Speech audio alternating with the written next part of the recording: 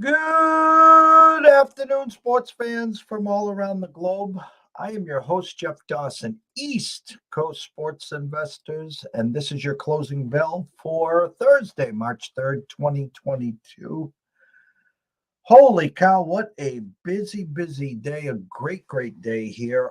We started off late this morning with Dave Sharapan on the Breakfast Bankroll, and we went 55 minutes and didn't talk baseball once. Every time I went to go say something about baseball, we changed gears to the sports that are alive, that are playing.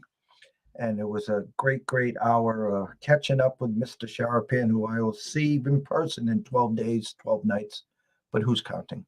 And then we follow it up with our weekly Windy City review, a trip out to the mid-major king himself, the one and only Colton Soroka, as we talked March Madness, we talked championship week, we talked today's board, and we actually had a live sweat where backdoor little Joe plus 3.5 miraculously comes in and it lands on 3. But that's what we do here.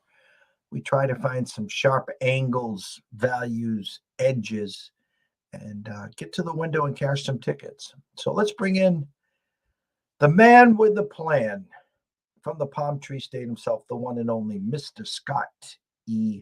Webb. Good afternoon, Scott. Good afternoon, Jeff. How are things today? What's that? How are things today? I'm running around with my head cut off. I'm like multitasking, 5-6 things going on at once, trying to stay focused, keep the blinders on. The VIP crew yesterday just played the one game, the Rangers, and a funny story there. Rangers up 2-0 with the NHL leading goalie at home, and there was literally 3 minutes to go in the second period. I left the room, came back, and the Blues were winning 3-2. I like had to rub my eyes. I'm like, whoa, wait a minute here. They were just up 2-0 with 3 to go. Nice 3-goal output by the Rangers to win 5-3 there. We talked about some games here, some games that came through, some games that, again, just didn't close. The game that we ended with was the UNLV Wyoming, where they ended up going box to wire there. But college basketball is madness, and that's what it is. And we were live here earlier today, and they were literally down 9 with 1:10 to go, and it lands on 3. and they were getting 3.5. I always say this, sometimes those games that you win like that are games you remember forever, and that's why you play you do these things, is because that stuff resonates. And then the games you lose, they stick with you for a little bit, and then the games you win by 8 million, you don't even remember those anymore. They're gone. I mean, the best wins you ever have, they just go away. It's because they're not exciting usually. Part of this endeavor that makes it fun is those sweats that you get, and watching the game as it transpires and things happens, and in your brain you're sitting there going, well, if this happens, if that happens, look, we got a little bit of time, we need a 3-point shot here, we need this or we need that, and then stuff happens, and you start to celebrate, and you start to get happy, and those emotional swings that go through with this is what really makes it happen. I mean, I was on Milwaukee last night, and they got off to a great big start, and then Miami comes back and takes over, and I think the game's over, and shit, the Milwaukee hits the buzzer beater, wins the game, but obviously doesn't cover. But it's just the way sports is, and that's how you do things, and that's why this can be so much fun and entertaining as well. But we're not necessarily here to be entertained. We're trying to make money at this. So, well, I sent you a text earlier this afternoon. We have another duffel bag alert on pregame. We will get to that game. I just want anyone here watching and listening. Going to give you a free nugget. What you do with it is up to you. Rory shot -7 today. I'm not saying the tournament's over, but if Rory stays in form, the tournament is over. Run to your windows now, wherever you invest. Currently at the Circa, you can get Rory at plus 1,700 to win the Masters, a tournament that is he just can't win for some reason. But it's just that one that we're waiting for him to finally win. The fact of the matter is if he goes box to wire this weekend, that plus 1,700 will be around plus 12 or 1,300 come Masters in about 6 weeks or so. So anyone watching and listening, take the nugget, go grab Rory now plus 1,700 at Circa. You can probably get him maybe at 18 at some other shops, but I'm just going to throw that out there. And then I can't wait to talk about the duffel bag game. And I think if my math's correct, Scott, this would be, if it does come in, this would be 5-0 since we've come up with that. At least that, or maybe 4-0 that I can remember. 5-0, yeah, 5-0, I think. Because my memory is the Texas Tech was the first game, the Dallas Stars, the Predators, and I don't know if I'm missing one, or this would make it 4-0. I think this makes it 4. So NBA slate, the return of Kevin Durant, and I tell you, the NBA board is real tricky today. I just give you my quick 2 cents on it from my perspective. A couple shifts, reverse line movements, flips, whatever you want to call them today. Miami opens up -3, and the return of Kevin Durant is one thing, but Miami is real banged up on social media. There's 2 or 3 guys that are all questionable there. So now the return of Kevin Durant now has the Nets -1.5. And then one other game that I was really intrigued with, Memphis opened up 3-point favorites. The Celtics are now 2.5-point favorites, and Jaylen Brown's out. And we know what John Morant has been doing for Memphis. So that was another eye opener. And the last one, Golden State opens up 2.5. Now Dallas 2-point favorites. And we just got to go back to Sunday where they both played in at the Oracle. Golden State up 15 the end of 3 and get outscored 33-13. And Dallas was our plus 145 dog of the day from ECSI viewpoint. So Scott, you got your work cut out for you. Yeah, I'm looking at one of those flip type games too, and it's the first one on the board there. It's Chicago and Atlanta there. Chicago was -4.5. Now they're -1.5. But my numbers come out to an Atlanta win here, and when you go back and you look at where the money's at, the money's all coming in on Chicago. Yet the number is going down and down and down and down and down. What I'm looking at here is $60,000 on the game, 60% of the money, 72% of the tickets, all on Chicago, and the number has gone from 4 to 1.5. And it matches up with what I'm looking at in terms of numbers. My better numbers show 116 to 111, which is 227 for a total, but it's also showing a 5-point win for Atlanta. So I'm taking Atlanta today plus the 1.5. I wish I knew 100% whether or not Trae Young was going to play. He's listed as a game time decision, but so maybe that has a little bit to do with why the number has moved, or why the money's coming in the way it is. But I still think Atlanta wins this game over Chicago. The game that intrigues me the most, but I'm not going to bet it because I can't get myself to do it. It's Miami and Brooklyn today, and I want to bet on Brooklyn. But I'm not going to bet on Brooklyn because I think you could have got it at a better number at some point in time, and I'm not going to sit here and bet it now. And the reason I say that I like Brooklyn is Durant's active today. We all know that. That makes a difference for this team. That'll be, I think, the first time Durant and Harden play together. But Miami's, like you said, a little banged up today. And when you look at the who's going to play and who's not going to play, they have Jimmy Butler and Martin and Max Struss and Tucker all listed as game time decisions. And Butler and Tucker are going to be, 2 guys that start for them, both forwards. Kyle Lowry obviously not playing, and the only person not playing for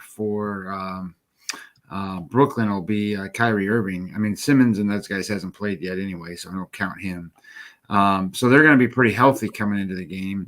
Actually, Drummond, who has missed a lot of games as a center, is likely to play today. So they're going to be at full strength. Miami's not. The other problem that I saw with Miami is they got a crazy schedule right now. So they played Chicago, and then they had an off day, and then they played Milwaukee. So that's two tough teams right there. And now they get Brooklyn, who's been playing much better since the trade. And then they have an off day, and then they play Philadelphia. So this is a stretch for Miami that is where they can get, if they can give 50, 500 in this stretch is probably pretty good. I think Brooklyn's the right way to go in the game. I would strongly lean towards Brooklyn. My only concern is if you missed it at +3 or plus any other number, why would you want to bet it at -1.5? So I'm going to stay off of that one. And I am going to play Golden State. My numbers tell me that Golden State should be the favorite. That -2 or -2.5 was what my numbers show as the right number. And I know Dallas has been playing halfway decent, but even over the last 14 games, Golden State's numbers show a 116-113 win. Over the whole season on home and away numbers, 106-105 Golden State win, and even in the last 5 games, it's a 116-113 win for Golden State. So their pace of play is what's been doing it. What is I'm expecting tonight. Dallas pace of play is probably the slowest in the league. So their points per possession and is just way low. Over the last 5 games, it's only 93%. So or 93.1. So I mean that's 7 points difference in 100 possessions. And Golden State's right at that 100 number, where most teams are. Most teams are right at that number. So Dallas is much slower. So as long as the pace of the game is dictated by Golden State, I think Golden State can win this game. So I'll take Golden State plus the 2. I'm going to take Atlanta plus the 1.5. And to be honest with you, I did everything I could not to bet on the Clippers tonight. Well, it's funny because I was going to bring up 2 other games. I'll have Riley on tomorrow, and he talks a lot about the Spurs when they're dogs, but when the Spurs are 6-7 point favorites, they never seem to come in, and they're against your kryptonite, the tomatoes. So I keep an eye on Sacramento plus the 6.5 there, and then I think the Clippers have won like 7 or 8 in a row against the Lakers. Everyone knows how bad this Laker team is, but I have to say this: it's the first time that I can remember the Lakers now being a dog here. And usually, listen, I mean, this team is just, I mean, they're on the verge of not making the playoffs. I mean, I said this to Dave this morning. If I own the team or I was the GM, I'm on anyone that wants to listen. I got to move Anthony Davis as soon as we can get him out of here to get some of that youth back and maybe a veteran to help us when LeBron wants to skip town, whether it's next year or the year after, to go play with Bronny. Yeah, I'm just gonna look that up real quick.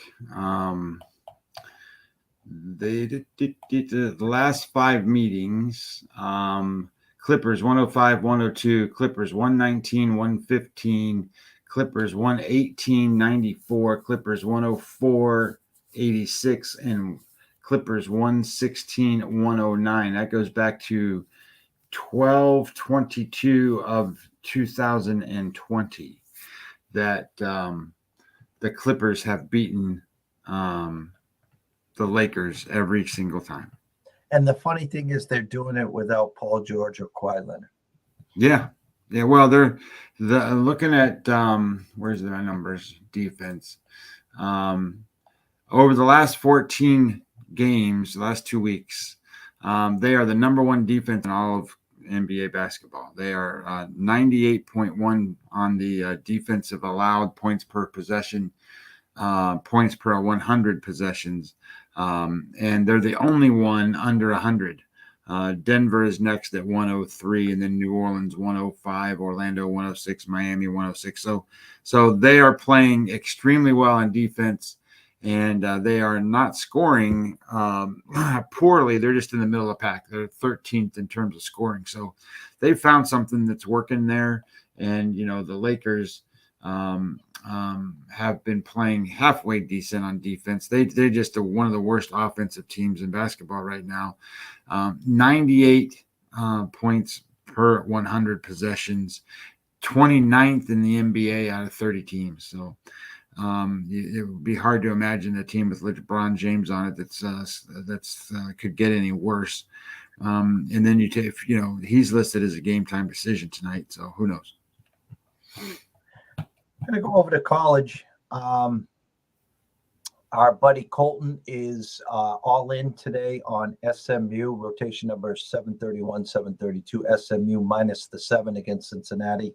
If you didn't listen to our show at 2 o'clock, the midday market report, go back there. He gave you a bunch of trends and angles on why there. So he was on SMU minus the 7. Michigan State traveling Ohio State, rotation number 735, 736, a game that's opened up at 6. Ohio State coming off a loss, Michigan State as well. Both teams desperately need this game. That number at 6, I want to say, is trying to entice Michigan State money. Yeah, this shows $56,000 bet on the game, 50% of the money, so split money-wise. Tickets, 62% of tickets on Michigan State. Yeah, again, I would not be shocked if Michigan State won this game. I would not be shocked if Ohio State won by double digits. If I had a lean on this, I say Ohio State wins by 7 or more there. Let me see.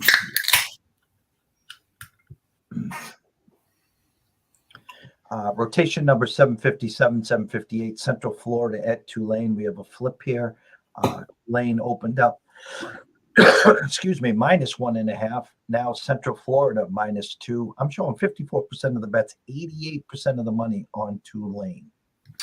Yeah, this is a game where it's not highly bet yet. There's only $12,000 on the game, showing 54% of the money on Central Florida and 60% of the tickets on Tulane.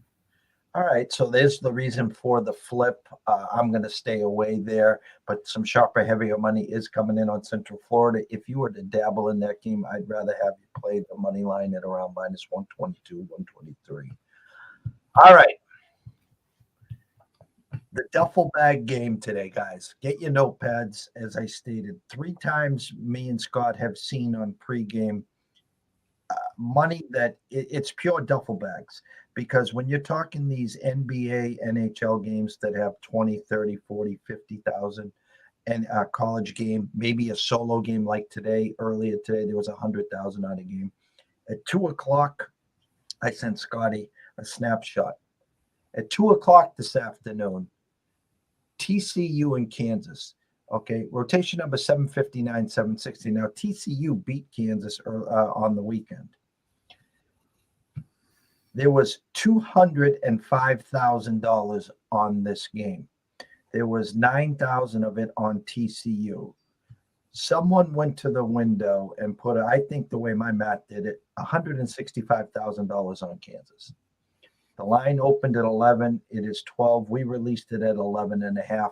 What are you seeing now, Scott?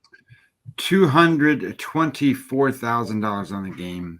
94% of the money on Kansas, 59% of the tickets on Kansas. So if you can get Kansas minus 11.5, boys, that is the duffel bag play of the day. Hopefully, pregame now goes to 4-0. The 3 games prior, there was 250,000 on Texas Tech versus Baylor. They go box to wire. Actually, they were down 7.5, and they ended up winning by double digits. The Preds came home after a long road trip. There was 160,000 on them. They win the game. The Dallas Stars on the road had about 175,000 on them.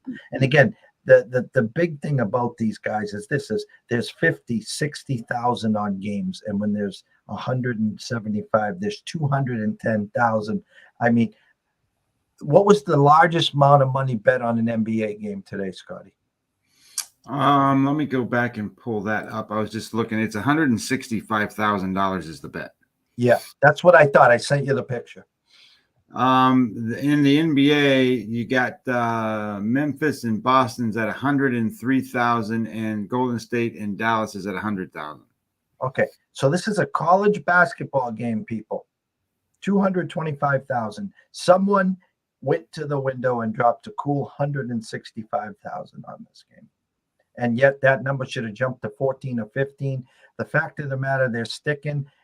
They have done this every time me and Scott, and it has come in. So Kansas minus 11 and a half. If you can grab it, enjoy that game.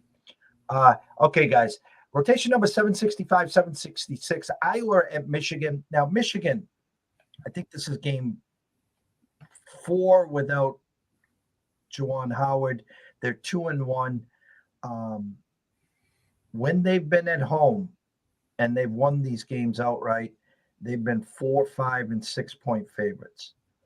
I'm just calling this number as they want you to bet Michigan today. Keep an eye on Iowa. The line opened at 1 and is now 2 on Michigan.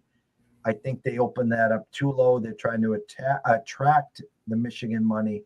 I think Iowa is the side here today. Yeah, 56,000 on the game. 56% of the money's on Michigan. 55% of the tickets on Iowa. Yeah, keep an eye on Iowa plus the 2. You might be able to get them at 2.5. It is now on DraftKings. You can probably get them at around plus 115 on the money line there.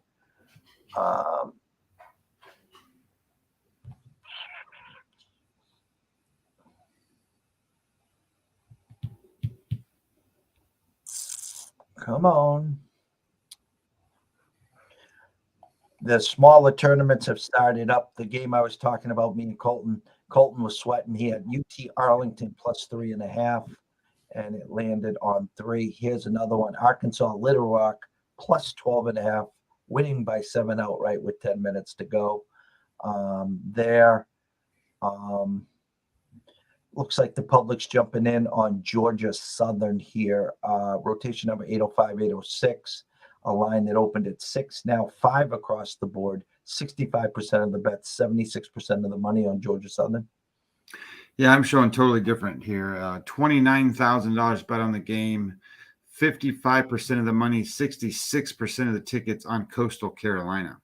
So there's reverse line movement on Georgia Southern, rotation number 805. Keep an eye there. Detroit, Northern Kentucky. Colton was on Detroit plus the 3 and a hook. I'm showing a line that opened at 4, now 3. 63% of the bets, 86% of the money on Detroit. Now this is higher. 44,000 on the game, 82% of the money, 64% of the tickets on Detroit. Keep an eye. It's pretty public on that, guys. Keep an eye on Northern Kentucky there. Here's a funny rotation number 815, 816. Indiana State versus Illinois State. A line that opened at 1.5 now is a flat 1 in some spots. 74% of the bets, 86% of the money on Indiana State. 35,000 on the game, 51% of the money, 50% of the tickets on Indiana State. So like it's just split. Sounds like Larry Bird's playing for Indiana State tonight, guys.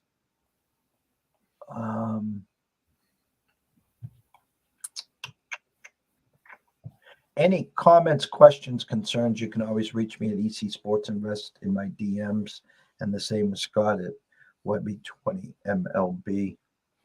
Hockey tonight. There's some games that catch our eyes here. Rotation number 3-4, Carolina at Washington.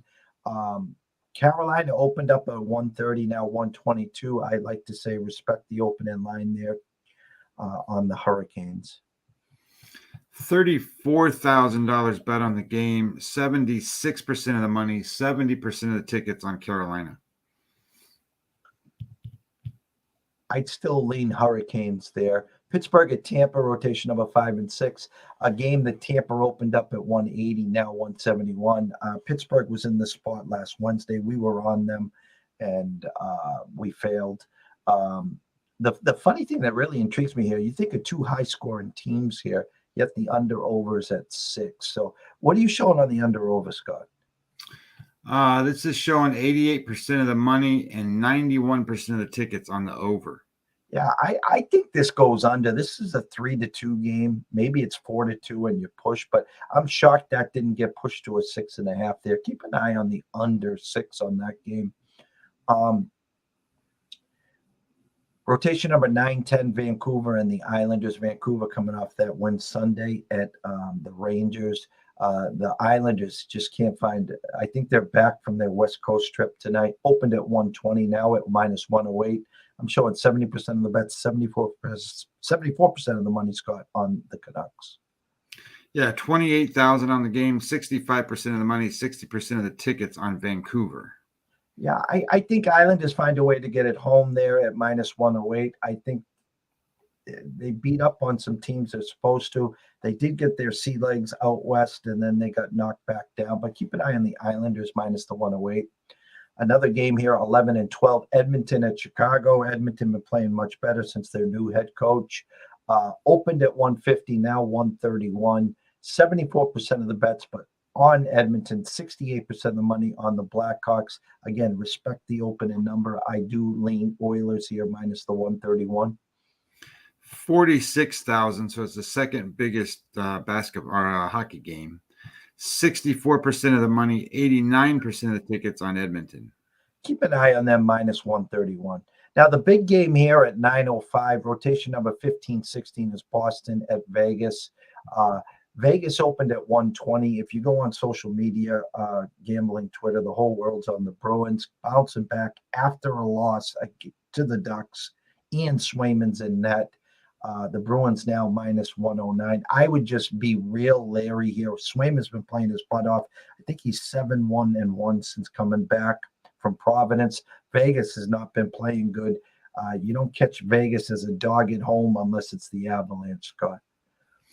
41,000 on the game, 83% of the money, 78% of the tickets on Boston. Yeah, just be careful there. Again, respect the opening number. I know there's a flip there. The flips have been doing pretty well. I just know the whole world's on the Bruins right now, so I'm just telling everyone to be a little leery there. All right, Scott, we've come to that part of the day. Scotty Webb's words of wisdom. Yeah, I thought today we would look at a little different approach here, but this is success is personal. It just means that, you know, at everyone's certain points in their life or their career, and, you know, winning and success is personal to each person.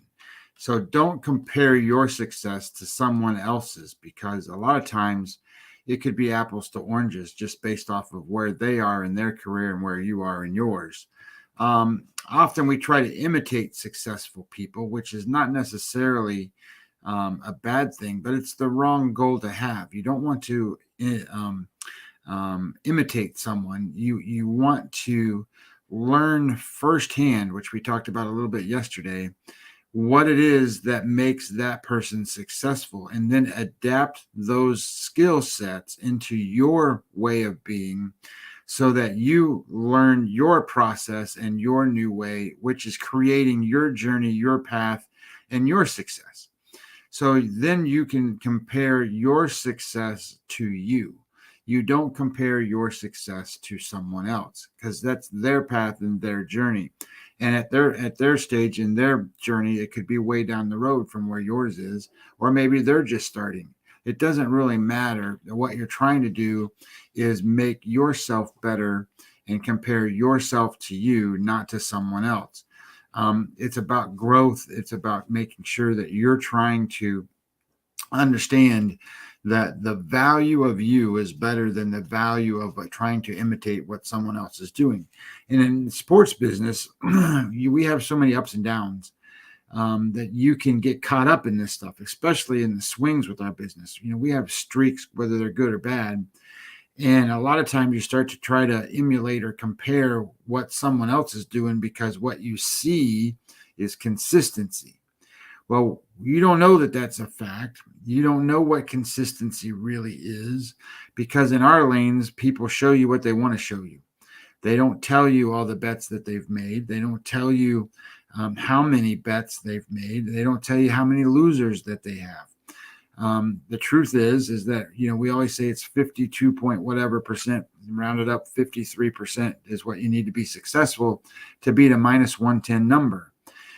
But you don't see the stack of tickets that these guys have that is 100 deep of losers, and they might even only have 40 deep of winners. And it's just how they bet. So maybe that's not your betting style. Maybe that's not your betting approach. The point being is that success is personal to each individual. The goal is not to emulate what somebody does, but it's to learn firsthand knowledge of what they do.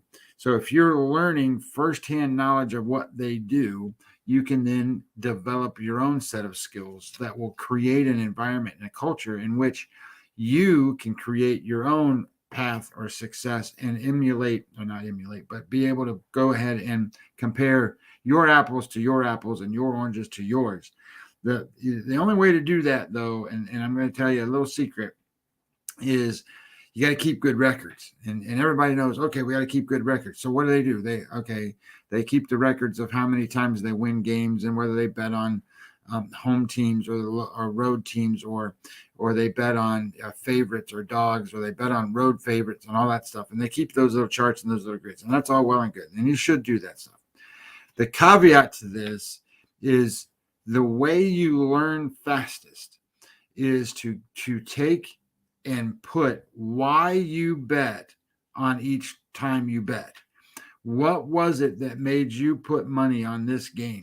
Was it because you had statistical numbers? Was it because there was a certain trend? Was it because there was an injury you were playing against? Was it because you bet against the public? Was it because, you were trying to follow steam? Whatever it is, because the reasoning in which you do your betting will be the fastest way to consistency, because then you can start going, oh, I got caught up in this last time. I don't want to do that this time. Or I need to change my way of thinking, and these things are coming through, and I didn't think that was the right way to go, but that's what I need to bet.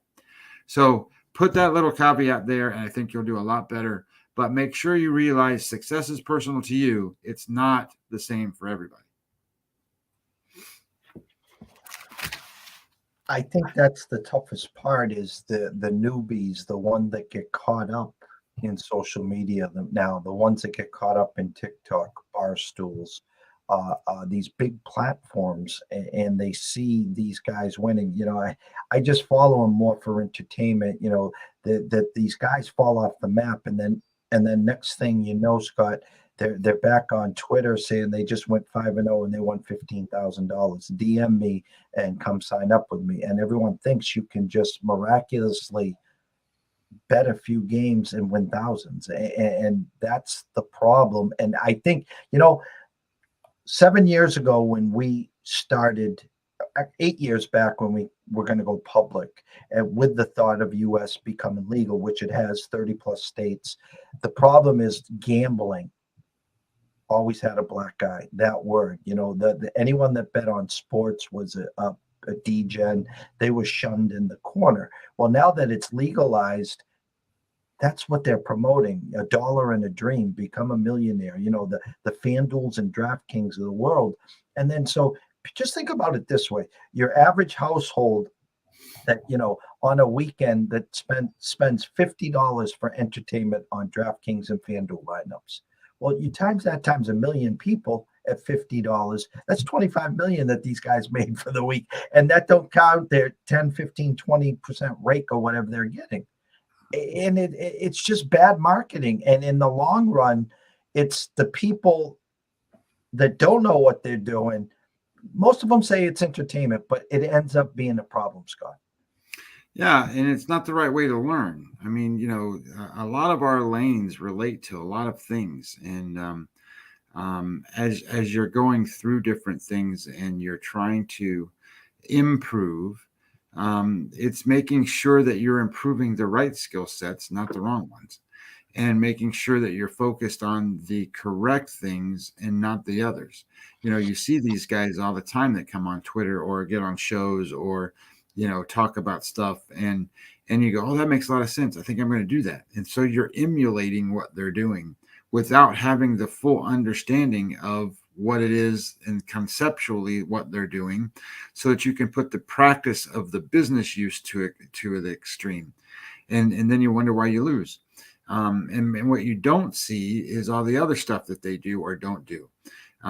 It's just amazing a lot of times when you go through these lanes and you hear all the success stories of all these people, because they're not any necessarily better than anybody else. They just make more winning wagers than they do losing wagers, which makes them a winning gambler. And you have to do the same thing, but you have to find that groove. You have to find that avenue. And for you, your risk aversion and your betting strategies are going to be variable and they're going to be different.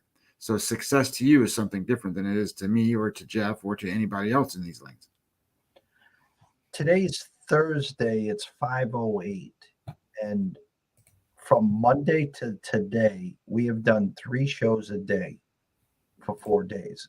Okay. So my point here is we've done about almost 15 hours of live content, from Bernie Fratto on Fox Sports Radio talking the lockout. Today, Dave Sharapan just talking sports. We had Andrew McGinnis on talking hockey from Wager Talk. Today, Colton comes on from the Windy City and talking the line, and yourself and myself on the Breakfast Bankroll, on the Closing Bell. Okay, our names, our faces, nothing ever changes. We talk at the end. When I wrap up these shows, every time, 99.9% of the time, I talk about, if you have a problem, pick up the phone. There's an 800 number there. Okay, we talk about marathon. We talk about the grind. That's what it's all about. And if you don't have the mindset and can't do that, there's people like ourselves, myself and Scott here, to talk you through what you need to know. I call it a tune-up. It's just called rewiring. It's like anything else. If you go to the gym 6 days a week, that's what you're into. In other words, you take 1 day off a week, but you're programmed to get up at 6:30, to be at the gym for 7, to be there till 8:15. You're back at home having breakfast or wherever you're going to work or whatever. If this is what you want to do, you got to take the sizzle out of it. You got to focus on the steak.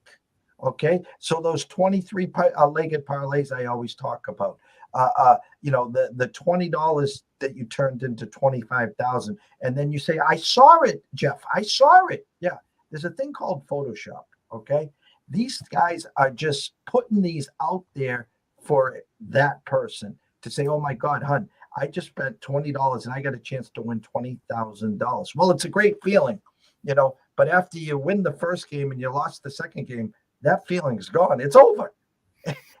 So they don't happen. They once in a blue moon, guys. But listen, I always say this sarcastically. I live 35 minutes. There's 2 bridges. It's called the Sagamore and the Bourne Bridge. They're for sale. If you want them, send me a DM. And I'm being a sarcastic here, but you understand what I'm saying, Scott. Yeah, no question. I mean, I think that it's just one of those factors that happens to everybody. It's just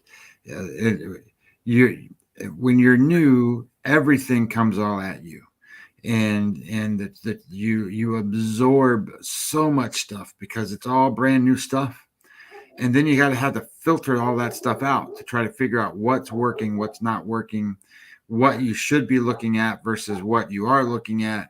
And then you try to, I'm just going to go emulate and follow what all these other guys are doing. And it just doesn't always play out that way. Great stuff as always, Scott. Thank you. Always remember this. If you are wagering or investing, please do it responsibly. And if you do have a problem, pick up the phone. There's an 800 number available. Ask for help. Why? Myself and Scott care. We'd like to see you here today, tomorrow, next week, next month, through 2022 and beyond. To all our loyal listeners this week, last week, next week, we thank you. We can't do it without you. We'll be in Vegas in 12 days. Who's counting? I am. But try to do some live shows and remotes with myself and Scott and a bunch of our friends, colleagues, and family out in Vegas. It will be that madness that time of year. And hopefully, we'll have some good news and baseball will be even closer. So enjoy yourselves. Best of luck today. We're wishing everyone a blessed day. Cash some tickets, and we will see you bright and early tomorrow morning.